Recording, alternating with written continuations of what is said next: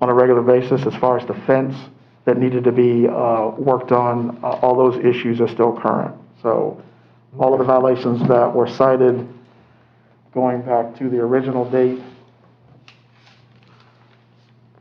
And sort of remind me, I think I remember painting issues. And Correct. debris issues. Correct. Parking lot-ish kind of a concern. Securement of the parking lot, that's correct. So all of those violations are still active right now. Okay. Why don't you show the file? Yes. If you could approach the podium, sir, I'll present the case file to you.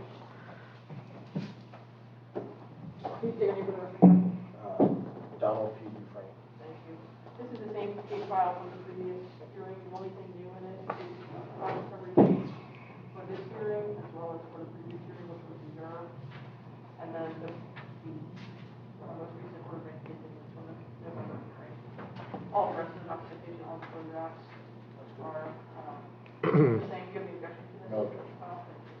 All right, admitted without objection. So we've got a small start on a bigger problem, I see. And if I may, there has been substantial work done on the parking lot as far as cleaning the shrubbery. The tree that was in the top of the building has been removed. So there's been some other work that has been done. The fence was a new discovery.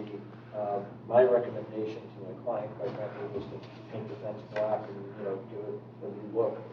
But when they brought the fence contractor out, the fence contractor said that the gates were paintable, but the fence wasn't paintable, which was interesting. But we have had progress, and we have been getting estimates and trying to move things along. And what I would ask is that we continue to monitor the progress. So I think the money is better spent on maintenance and deterrence and corrections than it is fines. And maybe we benchmark it another 60 days and see where they are in another 60 days.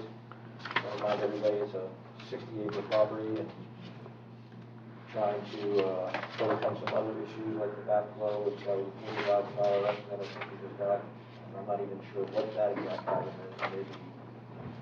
Maybe Metcalf did, but they're not going to find that. But I know. I'll be happy to answer that with the special magistrate's permission. So you do have to get the backflow device, and that's something that between Mr. King's office and myself, we agreed that we would wait till after this was settled. But that is pending, and that is something that's required not by the town, but by the federal government.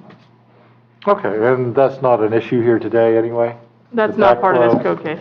No, sir. Yeah, that's just another problem with the property that'll be coming up in the future, I take it. All right, so you've been working at it is what you're telling me now.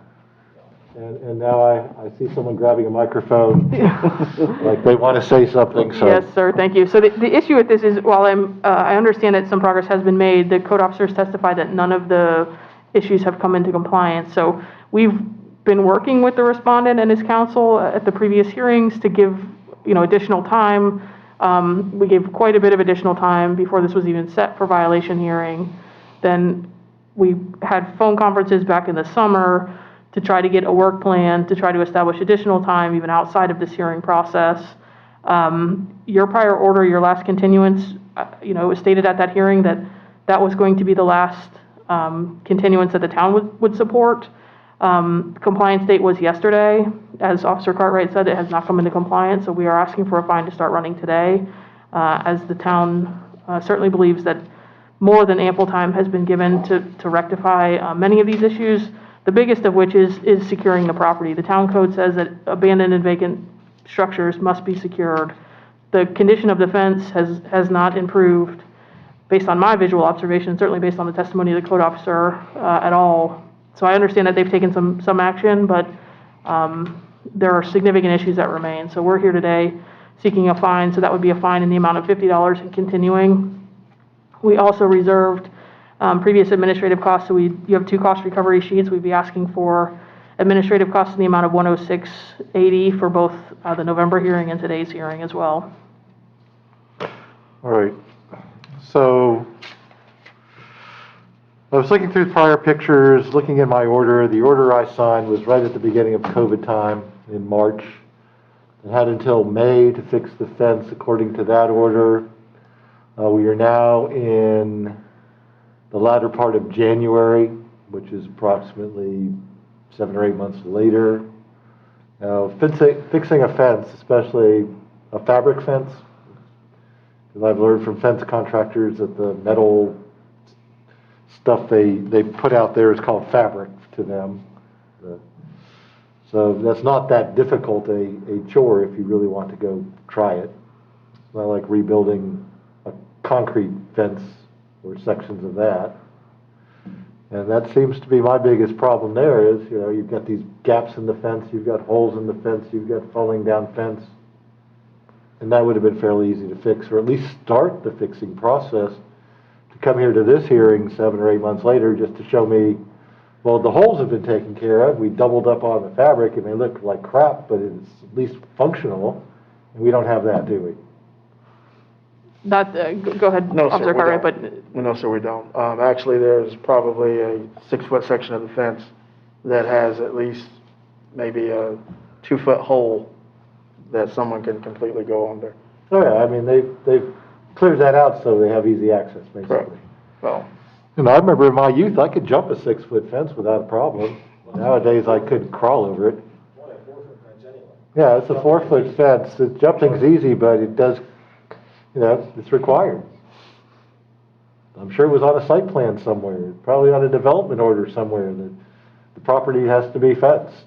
yeah, it's been vacant. I mean, that was the kind of the thrust of this, but the condition of the building creates, you know, what amounts to a fairly significant issue if someone were to get inside, certainly inside the fencing, but then inside the building. So So you're arguing attractive nuisance?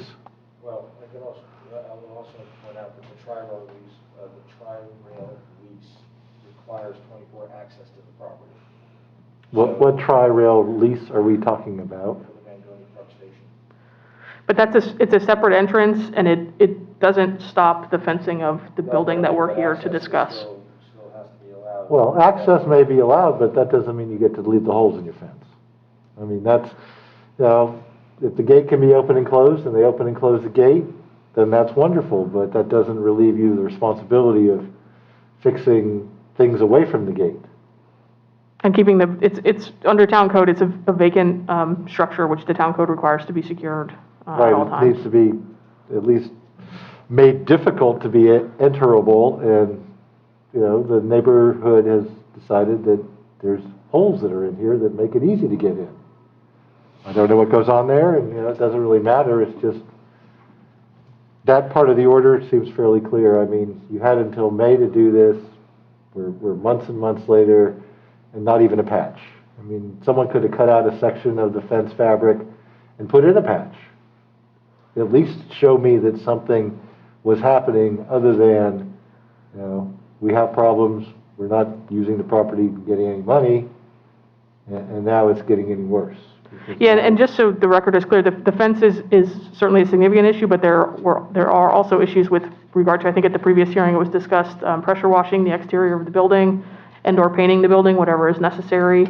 The code officer can correct me, but I don't believe any progress has been made on that either. So there was a long list of items. There was overgrown vegetation in the back of the property, if you could speak to that, Phil, growing onto the parking lot. As he said, some of the respondents' counsel said that some of the vegetation growing out of the top of the roof has been, it sounds, remedied, but there are other condition issues with regard to the building that persist today. If you could confirm that, Phil. some of the vegetation in the back where they did cut it down, they basically created a berm where they took all of the dead vegetation and have pushed it to the back of the property. So now you've got dead vegetation creating this berm all around the back of the property.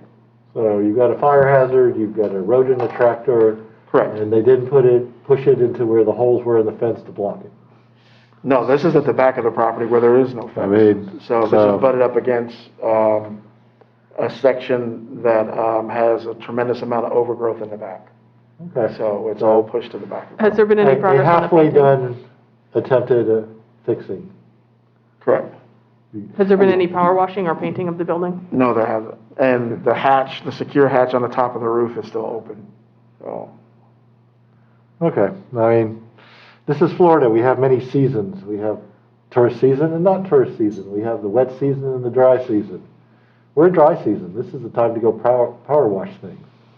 I've got to do my sidewalks, I've got to do my fence. I'm not looking forward to it. It's a horrible thing, but it's that time of year. And, you know, some of these things need to be done. I mean, at least if there were an attempt at some of these categories, I could feel good about saying, well, they're trying, they're moving, they've at least fixed the worst, they've started the pressure cleaning, et cetera, et cetera.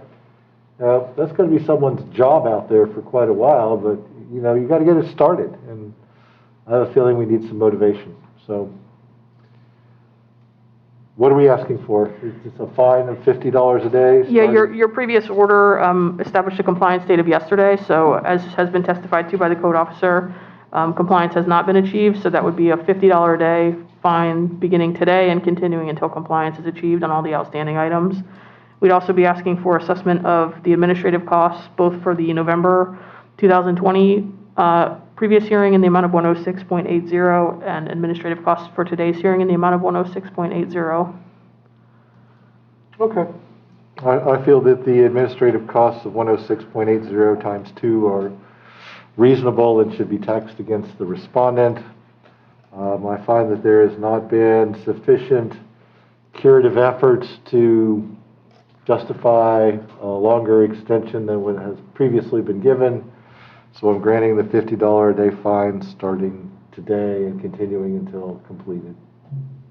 Kind of my hands are tied. It's not fixed.